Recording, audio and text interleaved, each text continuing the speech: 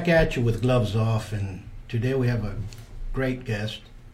It's Webb County Court at Law number 2, Melissa Joy Hinojossa. Good morning, Melissa. How are you Good doing? morning. Thank you for having me. No, thank you. Number one, last time you were here, you had just announced that you were going to run. That's right. Okay. How's the campaign trail going along? It's going great. You know, we've been working really hard. As you know, campaigning takes a lot of time and effort, and it's been nonstop. But I've enjoyed meeting the people of our community. We've been, hitting the road, doing corner rallies. We've been walking. I've been putting up my own signs, and it's been great. I mean, I've had a lot of positive response and feedback out there. People have just stopped when they see me on the streets, putting up signs or holding signs to just talk to me, see who I am, what I stand for, and what I want to do for the community. So I've really enjoyed campaigning. This is my first time out. I've never run for public office before. And I have to say that I'm enjoying it. It's exhausting, but we're having a great time. And I think that the people really is what has really made this so enjoyable for me. Yes, and we've seen the fruits of you putting up signs, because you've got signs all over the place. So that is tremendous. But the community of Laredo, Webb County, it's a great community. In some campaigns that I've helped out in the past, we've met some great people that are still friends now. Yes. And we live in a great city. That's true. And we have a great love for our neighbors. You Yes. want to put it that way. Yes. Yes, we might not agree, but we all live together in type of harmony. You know what I mean? Yes. It's not unlike other cities. Right. And everybody wants to take part and is very interested in what's going on in the community. And I've found that to be very true in the conversations that I've had with some of our constituents. They know a lot about what's going on. They hear, Laredo is a community where, like you said, we're very close-knit. We talk about a lot of things, and word gets out. And so that's why I like to spend a lot of time talking with individuals, talking with you, and using these platforms to let people know who I am, because I want them to get the right information. I want them to get it from me. If they've heard anything about me or have any questions about my qualifications or who I am or where I come from, I want that information to come from me, because things can get misconstrued out there, and so I'm open to talking to people, and that's been the best part of campaigning is being out there, meeting people, and individuals not being afraid to ask me what they want to ask me, and I'll tell them what they want to know. Good, that's awesome. Now, you said you've never run for public office, but you've held some positions before, right? That's correct. What did you... Okay, well, during my, I've been a licensed attorney. I'm in my 17th year now. Oh, okay. So I was a lawyer for many, many years. And then during my career, I have been appointed to be a Justice of the Peace, Precinct 2, Place 2, where I held that office for about 5 months. I was appointed by Judge David Peoples. That's the first office that I held. The second one was as an associate district court judge.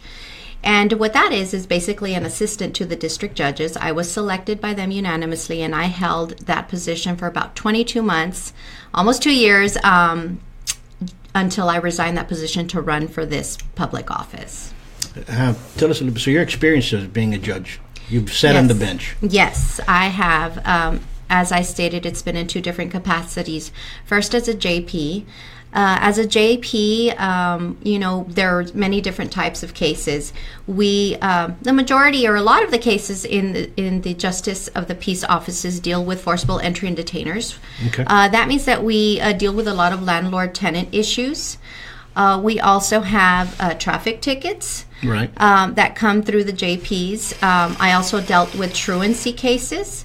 At that time, which dealt a lot with the problems that we're having with some of our schools. And so I was able to try and handle that problem and see what we could do to alleviate that problem. And then we also dealt with peace bonds. Right. And small claims court. So small claims cases dealt with any types of unpaid debts, where we would have companies come to the courts to try and collect on debts. Right. So there's a variety. And also, as a JP at that time, the Justice of the Peace were also doing magistrations. And so I was tasked with setting bonds in criminal cases. And I would rotate with many of the other JPs for a month at a time, going into the jail early in the morning and magistrating all the individuals that had been arrested the day before. So there were, a variety of duties that I handled as a Justice of the Peace. And what court of Justice of the Peace was that in comparison? Because, who was there previous to you that you were? That was Judge Rangel. That was on the south side, Precinct 2, Place 2. Okay. And then shortly after that, the other experience that I have as a presiding judge, as I stated, as the associate district court judge. And in that capacity, again, I heard a variety of cases, felony cases. They were criminal cases that dealt with, obviously, with crimes, individuals being accused of crimes. And then I had civil cases, which could deal with contracts or any other type of civil dispute. We had family cases, which dealt with custody issues or child support issues. And I also presided over specialty courts, which were the drug courts and sobriety treatment courts, veterans courts as well. Right. I also impaneled grand juries, selected juries for jury trials, and presided over civil trials. So, there was a lot that I did in those two capacities, and so I know that I'm very experienced. Okay. Let's look at this. How and when did you want to become a lawyer? Let's see. That's kind of a hard question because I don't think there was a one moment where I decided I wanted to be a lawyer. I think there was a lot in my background. I come from a very strong family. My mother has always been very strong-willed, and I've always been taught to stand up for what's right. And so as a young child, I was always the spokesperson for my friends whenever I felt there was an injustice. I've always been a leader as well in all types of clubs when I was young. And so as I got older, I think probably in college, and I earned a degree in criminal justice. So sometime in college, I would say that there was a fire in me to learn more about the law. I don't come from a family of lawyers, so I can't say that it was somebody in particular that inspired me in my immediate family. But I think sometime, like I said, in undergrad, when I decided to go in the field of criminal justice, and that was probably when I decided that there's something in me that you need to explore. How about this? What would you say to the high schooler, the young lad that wants to all of a sudden say, you know what, I want to become an attorney? What would you tell him to do? Okay. Well, I think the most important thing is to inform yourself about what the legal profession is. Correct. So obviously there are a lot of TV shows about the law, and while some of that is true, that is not an accurate depiction of what really happens in courts. So I would say that you need to reach out if you do happen to have a lawyer in the family, or if you have somebody who knows an attorney in the family. Reach out, talk to them, see what they have to say about the legal profession. Being a lawyer myself, I know that I had a lot of students that I didn't know but just came into my office and asked, are there any positions that you could offer me? Could I come volunteer? I know many of the judges do that. So I would say try and put yourself in a position to where you can see firsthand what the legal profession is about. So that would be just opening a door and getting an eye into what the legal profession is. And the next thing I would say is study hard.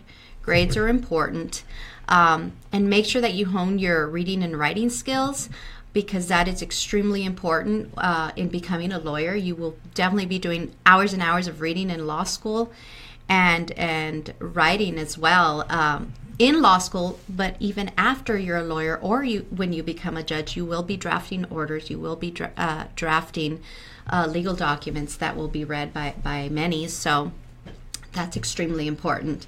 And also you need to know that it's not an easy field. I'm not going to sit here and say it's easy to become a lawyer, but it's certainly not impossible. Anyone can do it. If it's something that you want to do and you put in the time, stick with it and you can do it. That's good advice, sound advice. Let's, what are your changes, or what are you looking at? So let's say, come next January, you get sworn in. Okay. Okay. What will be your first things that you would like to change in the court that you'll be in? Well, I'm not going to say that they're... Or modify, well, yes, you understand what I'm saying? So let me tell you what I envision for County Court at Law Number 2. And any court, the first and foremost, we're there to serve the community. Correct. So we want to make sure that the community gets served properly. And that type of service comes in two different ways. First of all, you need to have a judge who is experienced and who knows and has been in a courtroom, knows what it takes to have an efficient and effective courtroom. Right. Okay, so I know that I bring that experience with me in the experience that I've had up to now in my career.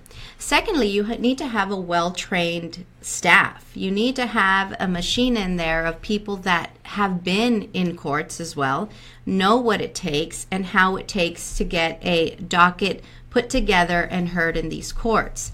So, it takes an individual that has been in and around courts, as I stated, both judges and clerks, and somebody who knows how to work with and manage individuals, because this is not a one-person job. As you can imagine, and I've seen time and time again in my capacity as I sat in both of these offices, it's not just about the judge going up there. There's hours of work that go in before you can call a case. You've got to get the files ready. They've got to be set. You've got to talk to other offices. If they're criminal cases, another office needs to make sure that the individual is there. We've got to work with pretrial services. I mean, there's so many people that are involved with the effective and efficient courtroom. And so that's the first thing, is we need to make sure that all of those things are in place so that we serve this community effectively and efficiently. Secondly, there have been some issues that I have seen, again, and I bring these ideas because I bring this experience with me, and I've seen so many things being in and out of the courtroom for all these years, is, I've seen an issue with juveniles. And so I'd like to pay some special attention to the juvenile cases. And as I stated, County Court at Law Number 2 is a court that has exclusive jurisdiction of juveniles. So I've seen issues with drug addiction, mental health issues, lack of the core, family in homes. And I've gotten to see when those problems don't get addressed or at that stage, it progresses to an individual who could find themselves in the adult system. Correct. Being that I've spent so much of my career in criminal defense, I had the opportunity to speak to numerous clients about how they ended up in the situation they were in. And you'll be surprised, Mr. Buitrón, how many times I found that it was either a mental issue that hadn't been diagnosed. They knew there was a problem, or families knew there was a problem but couldn't get the help because they couldn't afford it or didn't know where to turn. And then the other issue that was always there blaring at everybody's eyes is the drug addiction. And I know that there are some programs that Webb County has had, and we're doing what we can, but I think we need to do more. And I'd like to be the person to take that extra step and see what more can be done. I've seen that, and I've seen teaching in the martial arts, not only here and around the world, actually, and having the school in Dallas for many years and here. The main problem that I see is we get kids from all different types of society, all levels. Right. And it doesn't matter what level of society or monetarily level your family is in. Once you're in drugs, everything is downhill. That's right. And I've seen kids that are happy-go-lucky come in, and all of a sudden, 15, 16 years old, they start missing, they start doing this. All of a sudden, you start noticing that they're on drugs, and you try to talk to them, and they'll lie. And all of a sudden, one thing leads to another. Yes. And, I see them around town sometimes, and they'll come and give me a hug and tell me thanks. And some of them kind of strayed away, but there's, it's Right. it's sad. It Because is very sad. I've seen kids that have excellent grades, they're doing excellent in the university, and that just hits them, and boom, all of a sudden, everything just falls, flips. Yes. And where do we stop it? When did it start? Do we need to prevent it? Do we need programs to prevent it? I don't know. You know, it's not an easy problem to solve. I mean, if it were, we wouldn't have this issue. And this has been, you know, a battle that we've been having for years and years and years, not only locally but throughout the United States and the world. So, so it's not an easy fix. I won't pretend to say that it's an easy fix, and I'll have the one program that's going to solve this whole issue. But I would like to do something that could help. I think everybody wants to help. Right. But nobody's coming together to help.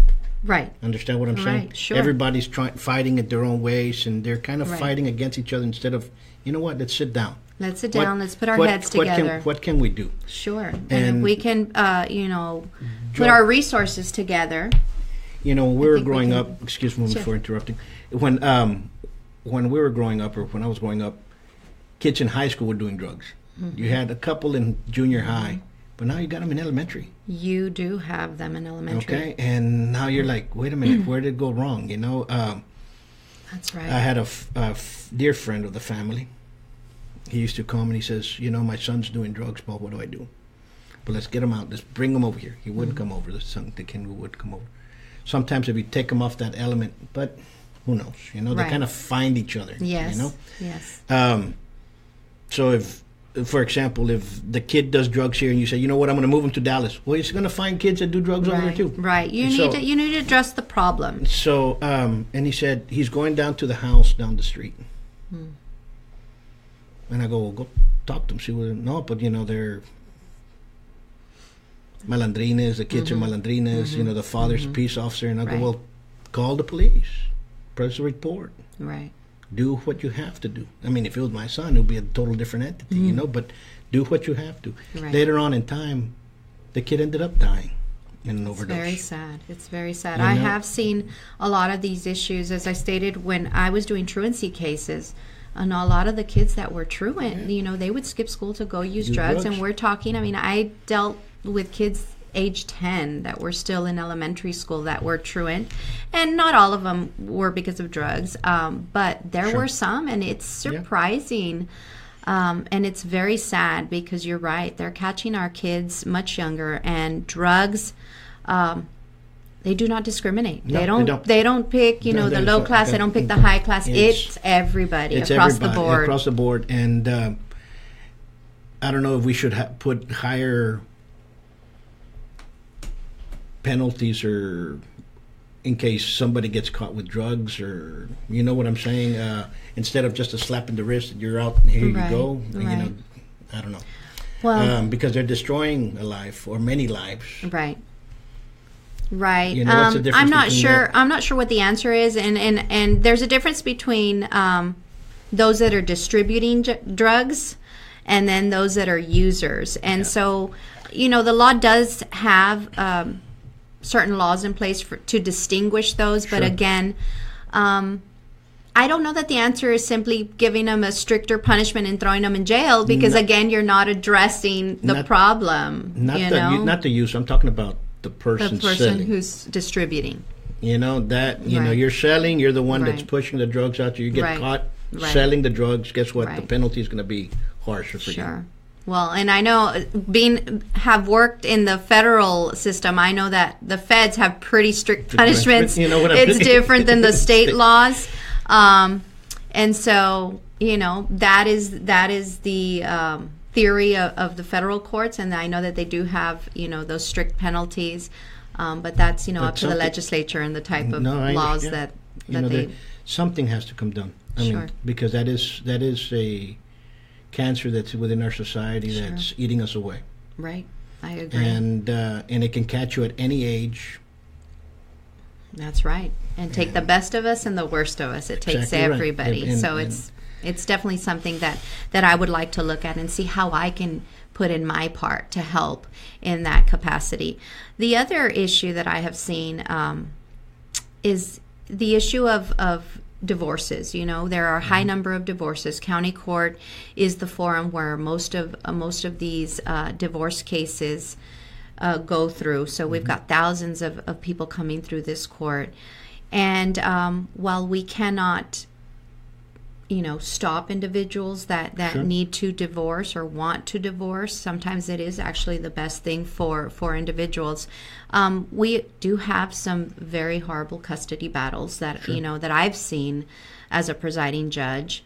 And I think what comes out at the end is just everybody is just so hurt. Everybody is torn. Yeah. And it's a matter of communication. And a lot of times there's no communication because people are just so angry at each other. And these kids get dragged into, the battle between mom and dad, which is also a very, sad place for them to be. How do you feel about 50-50 parenting? I agree with that. I don't like to hold one parent to a higher standard than over the other because it's the mom or the dad. Correct. I don't feel that they're they willing should. members of society. Absolutely. If one is, I'm not talking about one. Understand what I'm saying? Sure, no, and I understand if they're both great parents. I don't see why one parent should be favored over the other just because it's the mom or the dad. So I'm all for that. I mean, what we would hope. Let me speak from myself personally. When I was a judge, I hoped that these families, especially in these types of cases, would work out these issues on their own. We give them the tools, they have their lawyers, and it's a matter of communicating. And what we want is what's best for the child. That's what the judge is always having to look at, what's in the best interest for the child. So the people that are going to know what's in the best interest for that child obviously are the parents because they know the child best. And you would hope that they would want to come to an outcome or a solution that would be best for that child. But that doesn't always happen, and sometimes it becomes a decision of the judge. And, that's what the judge is there for. Right. He has to be portraying King Solomon at one end. Right, at some point. But what happened, and I can talk by myself, I went through a divorce. I had a long, drawn-out battle. And it wasn't battle monetarily. It was a battle towards custody. And while me and my ex-wife and I could come to an agreement, it was the lawyer that was not being working with the other attorney. Okay. So everything went before the judge, and the judge would say, this has to be done, and here comes another decree that was written apart from what we had done. Okay. So that's really what was happening. So I think in many cases it's the lawyers that are continuing the battle and let the parents talk. They're parents. Okay, the marriage is over, but they're still parents. Right. And sometimes they're going to custody and they were never married. So you call them a parent. There's a mother and a father. They both want to go in there. They both have to. So, and I've talked to several lawyers and I've talked to several advocates for both sides. Right.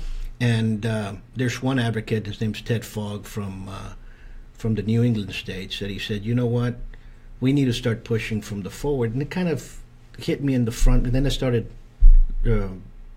rationalizing what he was saying. He says, folks, when they're going into a marriage, there's a lot of people now that have prenuptial agreements. Yes. Well, they better start playing, while they're lovey-dovey, he says, you all better start putting what's going to happen if we have a kid and we get a divorce. Are we both going to raise them?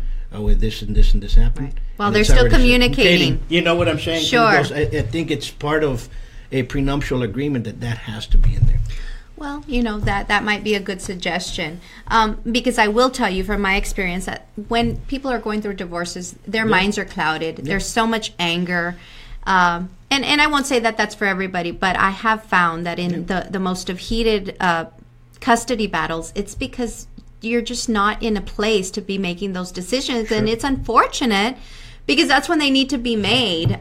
So it is a very hard thing to go through. And I've seen it. I've talked to, some of the kids that are going through it. As a judge, you do have the ability to speak with these children in chambers when they're old enough and they have something to say to the judge. And some of those conversations were gut-wrenching to know that, children are feeling that maybe they aren't loved because, mom hates dad now and I'm part of dad, and so do they hate me as well? And and it's terrible, and nobody should have to feel like that. No, there's a lot of scars that are put into it, and not only that, I believe parent alienation does exist. Yes. And I believe parent alienation starts with a cloak. Mm-hmm. And if the cloak is the one that pushes forward for the alienation to start, one of the parents is just going to grab it and go with it. Right. And unfortunately, we have to stop that. Yes. Well, there are some issues, and so that's the other program that I'd like to try and implement in our court is just giving individuals the tools after that divorce decree is signed and they are going their separate ways. It is a change of lifestyle. I mean, many of these individuals are coming from 2-income families. Now they're going to 1 income. They're learning how to, switch custody from 1 week to the other. Sure. The children are learning how to cope with this as well. So I'd like to have a program that gives them the tools so that there's better communication. And that not only benefits the child, which is the judge, which is the judge's main concern, because we want to find what's in the best interest of the child, but it helps the parents deal with the new situation that they're finding themselves in. And I think that's good, because that's you're showing that you're level-headed and you're fair. Okay, and that is what's needed in the court. Absolutely. You cannot have politics involved in the court. Sure.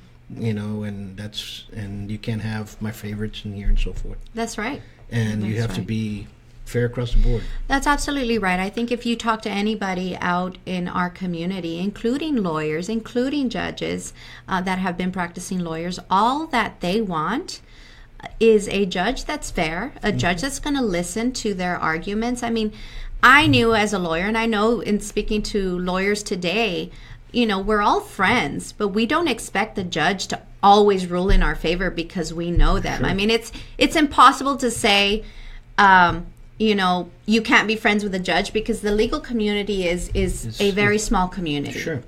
And so we all know each other, and we know that we're not always going to win, but all we want is a judge to listen to the facts, to know the law, and to rule in accordance to the law. So if we lose, but that's the decision that has been made, you can live with it, and you move on, and you live to fight another day in a different case. Sure, and that's the way it is. And people need to understand that it's the lawyer or the attorney, that's his job. That's right. You can't be a opposing client and hate that other attorney. That's his job. I mean, you just have to go up there to you understand what I'm saying? Yeah, you're right. And unfortunately, here in Webb County, we live in a different culture. Mm-hmm. And you do have judges that are very favorable to certain people. And it's tainted the waters for others coming in there that are really fair. And unfortunately, it happens. It's happened. And it's yes, it has happened, and it's like in any other industry. You always have your bad apples, and unfortunately, it taints everybody else. And I hope that the community knows that we're not all the same. There's all those lawyer jokes, and we're not all the same. Let's just start there. And I hope that they give everybody an opportunity to prove themselves. I mean, because everybody is different. That's exactly right. You're absolutely correct. Now, tell me a little bit more. Tell me, what high school did you come from? Nixon High School, 1991. That's a long time now.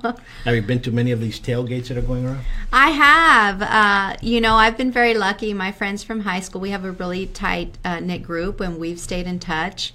And so I've been to some of them, not a lot of them, and but I did go to this year's, and there's a lot of people out there. Sure. It's always fun to catch up with your old friends, and we all reminisce about the good old days. But it's been fun, and I'm happy to be a Mustang. But I also have history at Martin High School. I was the mascot of the Tigerettes back when I was about 6 years old. So really? I also went to the Martin tailgate, and I have a lot of individuals that remember me there and have friends at Martin High School as well. So I have history at two rival high schools, but I love them both. And nowadays, with technology, you know, I had friends that went to United and have friends that went to Cigarro, and now, you know, with technology, we're all able to communicate with each other. Yeah. And I don't think the divide is there so much as in the past, you know, when we had Nixon and Martin, and nobody really had ways of communicating, and you had your, you know, your friends. But I think, you know, now it's different. You're absolutely correct. You know, we've changed. Yes, know? And it I have has a problem changed. with my phone, and my son's the one that fixed it. You know, That's and you're like, true. okay, you know, so that's true. That's we're the Flintstones. They're the Jetsons. Yes, you know, that's true. I mean, my kids they go to one school and they have friends all over, and I was like, well, who's that? Well, they go to another school, Mom. I'm like, wow, how did you meet them? Oh, on Facebook, on Snapchat, and you know, whatever. They're not allowed to do Facebook yet. They're still teenagers. I don't allow them to do Facebook yet, but it's hard to, you know, to keep them in with all the technology. But you know, there certainly are benefits, and so. So, you know, we enjoy and we deal with technology as best as we can at my house. Well, tell us, there'll be a couple of more, all the Menudo Bowls. Are you going to be going to the Menudo Bowl? Yes. We'll have a booth at the Menudo Bowl. Of course, all of the WBCA events are coming up, and we'll be out and around. When's that start? Oh, I actually think the first event is probably at the end of this month, which is actually the Webb County Bar Association tequila tasting. I don't know if it's still the first, but I know it's one of the first opening events. And actually, I think San Agustin is also having a gala, which I'll be attending as well. My husband is an alumna of San Agustin, so I'll be going to that as well. So one of those is the first kickoff event, but there'll be many, but it's coming up here very soon. Menudo Bowl is, I think, 2 weeks from now, so we'll be very busy and continue with our campaigning. Well, it's awesome. Thank you. And I wish you the best of luck. Thank you so much. And if anybody else wishes, any candidate out there that wishes to come out here and express themselves, feel free. Here's my number, 956-401-4868. And I would just like to urge all of the voters in our community to come out and vote. I mean, it's so important for us to let our voices be heard. It is your privilege. It is your right. So I want to make sure that they come out. They need to become involved in this process. And I urge everyone to go out early. I mean, I know I've spoken to some people and they're like, well, we always go out on election day. I mean, that's when they vote. But I would recommend that you go out early. And the reason is we never know what the weather's going to be like. We don't know what's going to happen on that day. And you don't want to miss out on that opportunity. You know, early vote is such great. Yes. Source for voting. And I'm going to tell you why. Because you're working, you don't have to find that precinct. Right. Many people do not know where their precinct is. That's right. So you can pass by the mall and here's Providence, and there's where you're going to go vote. Well, and just talking about Providence, I was watching the news last night, and it does appear that Providence location, which was one of the most popular, has been changed. Really? They're not going to have Providence this time around. So I would just urge everyone to be informed. I'm sure it'll be in the newspaper, but I believe they said they were going to change it to the firefighter administrative building, which is on Del Mar. Don't quote me, but make sure you check with the elections office. But I do believe that yesterday Commissioner's Court voted to change that location. And it is concerning because I think that was one of the most popular locations. That was a very centralized location. Yeah, so I'm not sure what happened or why that was done, but that was a decision that was made by they've changed a lot of different ones. They put one on, there's a church off of Alabama and Hillside. Okay. Right across where we have our school. Mm-hmm. And they placed one in there and it said, go vote. And that was the first time I'd ever seen it. Oh, okay. Right. Let me ask you another question. How do you feel about the silent vote that we have here in Laredo? Explain, what do you mean by the silent vote? Those that do not come out, those do not cheer, those that just go out there and vote. And I think that silent vote was seen in the last election that we had for that Proposition A. Well, you know, I kind of thought that's what you were talking about. I wanted to clarify before I answered. You know, it's unfortunate that people feel that they can't speak out and be open about who they're supporting for whatever reason. You know, everybody has their right to support whoever they want and be vocal if they want to. I mean, I don't think they should be forced to be, but I don't think that individuals should be forced to remain silent because of, you know, fear of retaliation or whatever other ramifications might come. So it's just sad to see that happening. And at this day and age. Right. And, I've seen that type of oppressive behavior by certain public officials. I've seen and I've heard the way it was back when they had the Patrón system. And to me, it's the same stories that you see. Okay. Nothing really has changed. People have to come out. If you do not want to put a sign or a bumper sticker, but you have to be free to understand that it's your right to vote and vote for whoever you wish to vote. That's right. And if you're going to a job and they tell you better vote this way, number one, that shouldn't be happening. I don't know if there's laws against that or not, but if they're forced, guess what? You're supposed to vote down this line. Right. You should definitely go out and vote what's in your heart and what your opinion is. I know that some of that may be happening, but you all need to be aware, and I'm sure everybody is aware that when you go into that booth, it is you. It is you. Nobody knows who you're voting for. They will know whether you've gone to vote or not, and so that's true, but they will not know how you vote. So I would urge everybody to vote what's in your heart, vote what you feel is right, and vote for the person that you want in that position. And you can rest assured that your voice is being heard, because every single vote counts. And, the days of people saying my vote doesn't count should end today if it hasn't, because everybody's vote does count. And it is your right to vote for who you want. So I urge you again to go out and vote. As I stated at the beginning of the interview, I am looking forward to meeting several people. If anybody has any doubts about my qualifications or doubts that I should be the judge at County Court at Law Number 2, I am willing to talk to you. You can call my campaign phone. It's 956-401-4443, or come by my campaign headquarters. We're located at 7511 McPherson Road. That's right next to Rudy's Barbecue. I know everybody knows where Rudy's is. So we're there. If we're not there, please leave a message. I'm also on Facebook, and you can send me a private message. I'll be glad to give you a call back or meet with you so that we can talk. I'm happy to talk to you and let you know what I'm about and what I can offer this community.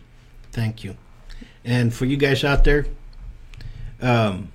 that are standing in the shadows trying to figure out what we're going to do to vote, go out there and vote. That's your constitutional right. And without you out there, without the voting, we're not going to be moving forward. Okay? So let's make a change. Let's make a difference. Thank you, Paul. And before we leave, I did bring you one of my T-shirts as a little gift. So I hope that you'll wear this proudly as my supporter, Melissa Joy. And at the back, hashtag Joy Squad. We are calling our supporters part of the Joy Squad. So you are now part of the Joy Squad, and I hope that you'll wear my shirt out in the community. Well, thank you. That's nice. Nice gesture. Thank you. And to everybody out there, you all be safe. You have good. Be peaceful. Be peaceful to your neighbor. I've been seeing a lot of different things this past weekend. But again, thank you for coming here. Thank you. Wish you the best of luck. Thank you. And Webb County would go out there and vote. Again, to everybody, till next time here in Thank you. Bye.